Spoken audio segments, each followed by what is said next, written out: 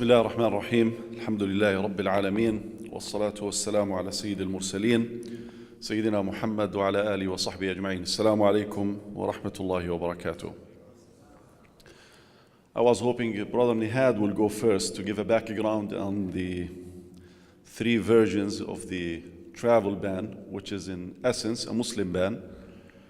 But inshallah Rabbil Alameen, we still have Brother Nihad here and he can explain it in more details. What I want to start with is to highlight three major points that will help us understand this travel ban and the implications and ramifications. The three major points that we came to learn and that have transpired after they were signed are as follows. One, the main lesson that we should learn is that as there are those in America who will stand with injustice, with intolerance and discrimination, we also have seen that there are those in America who will stand up for justice, for tolerance, and against bigotry. It is not a Muslim fight. It is a fight over our American values. That's why we have seen the majority of those who took into the streets, the majority of those who went to airports to fight the Muslim ban or the travel ban were non-Muslims. They went there, they took this fight because they understand it is a fight over the direction of this country. They understood it from day one. And we as Muslims, Muslim Americans, we need to understand this lesson. It is a fight over the values. It is not a fight over us. We're just being the arena where the fight is taking place. Our community is being the arena. But we shouldn't make it a Muslims against non-Muslims, because it's not about Muslims. It is about the values, and it's not our fight alone. It is everyone's fight, and we should be careful with our messaging. The second thing that we should learn is that from despair, hope is born. From despair, hope is born. Everyone here understands that after the tragic attacks on 9/11, the Muslim community has been subjected to a systematic and institutionalized discrimination. It has been targeted and it is still being targeted. Since 9/11, this was mostly justified in the eyes of many. Now, after the election of Trump, after his hateful speech, after he signed the travel ban, suddenly we see a shift, because people start noticing that you cannot just isolate and target a single community without ramifications to the entire values of this country. So people start now paying attention when they see a man who became the president of the United States, who does not shy away from going after women, does not shy away after going after people of color, does not shy away going after people of disabilities. They've seen that this culture have created or allowed such individuals, such ideology to take place.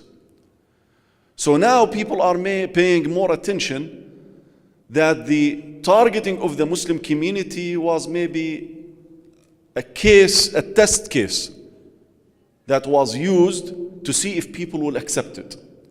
So I would say now that our plight, our struggle for justice is being mainstreamed, and exclude ourselves from the process, because if you are truly an American citizen, if you believe in the values of this country, if you want to continue to live in this country, if you want to ensure a better future for your children, grandchildren in this country who know no other country other than the United States as a home for them, then you have to be proactive and fight for their rights.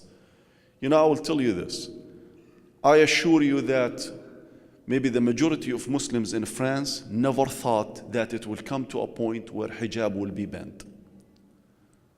Sometime in January 2017, and he said, it is a Muslim travel ban because the president called me and he said, Rudy, I want to fulfill my promise to have a Muslim travel ban, but I want it to be in a legal language. That's Rudy Giuliani saying this. So the first version of the travel ban back in January, when the president was just elected, was meant to be a Muslim travel ban. The president promised during the campaign in December 2015, when he called for a total and complete shutdown of Muslims entering the United States. Rudy Giuliani said that was the fulfillment of his promise. It doesn't end there. When he signed the first travel ban back in January 2017, he said, we all know what it means. In February 2017, he also said that this is meant to help Christians in the Middle East. So he was discriminating based on religion, not only based on region. It's not only people coming from the Middle East, it is what religion they belong to. So he was very clear that he made a distinction between Christians who are coming from the Middle East and Muslims who are coming from the Middle East. In November 2017, just last month, everyone is aware of Trump sharing anti-Muslim videos made by an extremist British ultra-nationalist group. He always talks about fake news. His videos were fake. But again, it shows the sentiment that he harbors against Muslims. The sentiment that we've seen all along throughout the campaign, when he claimed that Muslims in New Jersey were celebrating the attacks of 9/11. It was debunked. We know it is a lie. Everyone knows it's a lie. He knows it's a lie. He lives in his own virtual world. You know, it's like one article suggested, how do you make a shameless person ashamed? It's hard to make Trump ashamed. You know, he just came up with a new allegation. He's the president with most legislation signed in his first year in office. Everyone knows it's a lie. It's a lie. He lives in his world, but the problem is, when the president of the United States is living in his own virtual fantasy, it means something. It doesn't affect a single family. It does not affect a single community. It affects the entire world, because he is the president of the greatest country on the face of earth, of the sole superpower. So when a man like him is living in his virtual reality, it becomes very relevant to every single individual. So we have to take these sentiments that he harbors very seriously. We should not undermine them, especially when we know the people who surrounded him and still surround him. People like Sebastian Gorka, a former advisor. Yes, he resigned, but he instilled that hateful ideology when he called Islam and the Quran the main source of terrorism in the world. People like Stephen Bannon, who always insulted Islam and Muslims. Yes, he's a former advisor. Again, he instilled that ideology at the White House. People like Stephen Miller, who's still an advisor, again, who insults Islam and speak badly about Muslims. So these sentiments, you know, have this incubator at the White House. A person like his former national security advisor, Michael Flynn, who also spoke about Islam as being at war with the West. So it is not a travel ban. It is meant to be a Muslim travel ban, and it is not about banning Muslims from entering the United States. It is about discriminating against Muslims, and it is about subjugating Muslims to a new set of rules here in the United States. And he spoke about it when he was running as a candidate, when he said Muslims have to be vetted before even they're nominated to an office. They have to make a special pledge. So we know that he harbored these sentiments. Now, the Ninth Circuit of Appeals, just about 2 weeks ago, again declared the travel ban that was signed back in September, because he had 3 travel ban versions, one in January, March, and then September. The first 2 were defeated in federal courts. Then he came with the 3rd one. Of course, he made adjustments because as his presidency is a mess. The first travel ban was a mess. He didn't even submit it to his Department of Justice. The Department of Justice. He thought that he knows everything, the master of the art of the deal who knew nothing. So every time he was defeated because they were unconstitutional. So in October or in September, they got their act together.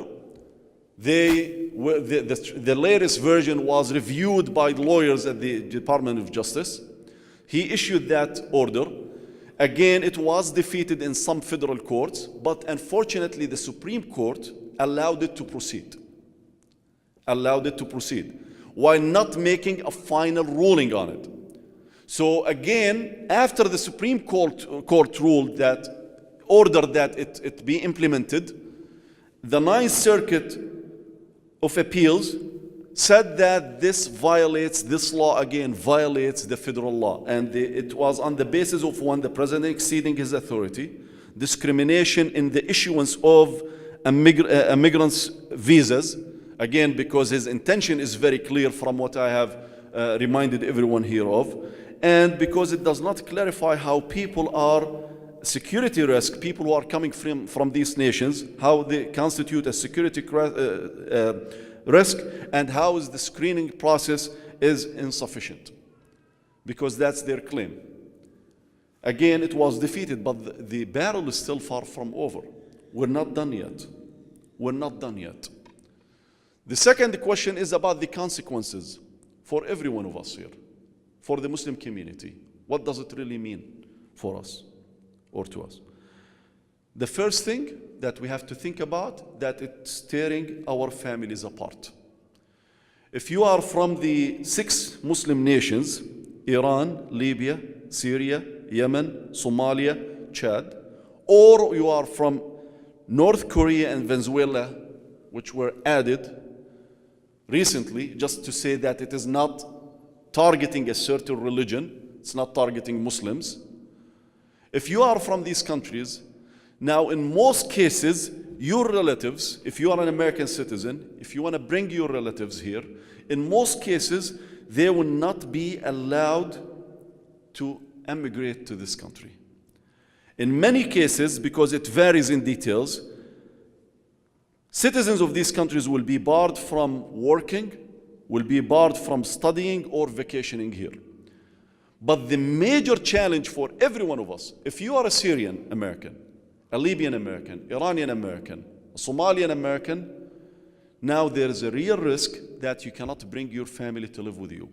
Now, according to the appeals court decision a few months ago, it made an exception that people who have connection in America should be allowed. So if you're bringing one of your siblings, your father, your mother, your brother, if you're bringing people who have connections here, then it is okay. That was in the ruling of the Federal Appeal Court. Unfortunately now, under the Supreme Court order, if you come from one of these countries, then you cannot bring your family here to migrate and to live with you. So it is okay for a Jordanian American, a Pakistani American, a Mexican American, it is okay for them to bring their relatives here and potentially become citizens of this country or legal residents, but if you are from certain countries, you cannot do this. So again, this is tearing apart families here, our families. Of course, the same thing applies to the North Koreans and to the Venezuelans. Again, the struggle of justice is one. The struggle against bigotry is one. It is not us and them, it's everyone. And this should not be allowed. Now, what can we do? Of course, I know my dear brother Nihad is going to talk about this. But what I want to say, that if we don't engage, if we don't make noise, if we don't make this as a priority for us as a community, if we continue not to vote, not to participate, or to vote without really understanding our issues, the issues that we really care about, then our voices have no relevance. No relevance. Many people meet with their representatives, with their senators. Many of them go for the photo ops. I will tell you, this is an act of treason for the values of this country. It is not about meeting with X or Y. It is about what do you relate there when you're sitting with them. What do you remind them of? What do you demand them to do? How to vote? What concerns do you want them to represent and to voice? If we continue not to be engaged, if we are engaged not based on issues, then we are losing this battle as other battles. That's number one. Two, yes, this issue is not over. In the judicial branch, it's not over. Yes, the Supreme Court allowed it to be fulfilled and to be implemented fully. It doesn't mean it is over because the Supreme Court did not issue a final decision. So it's still being challenged after the ruling of the Supreme Court and allowed it to be fully implemented. As I said, the Ninth Circuit of Appeals again ruled that it violates the federal law. Now, the Supreme Court's ruling stands because it's the Supreme Court. It doesn't mean it is over. It will go back again to the Supreme Court. We have to continue this fight.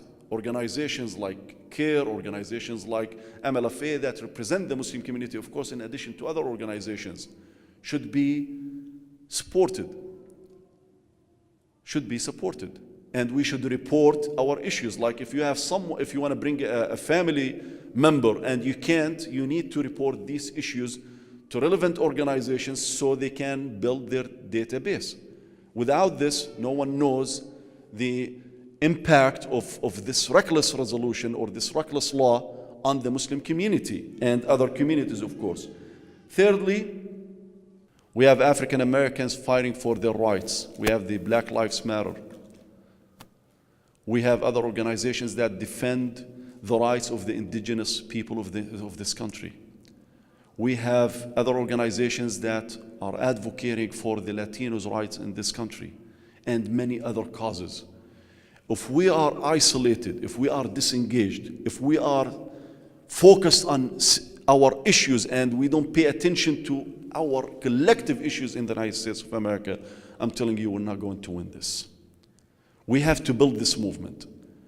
And in order to do that, I know not everyone is capable of doing that or being part of it, but everyone needs to educate themselves about it and support those who are doing this work. Jazakumullah khair wa assalamu alaikum.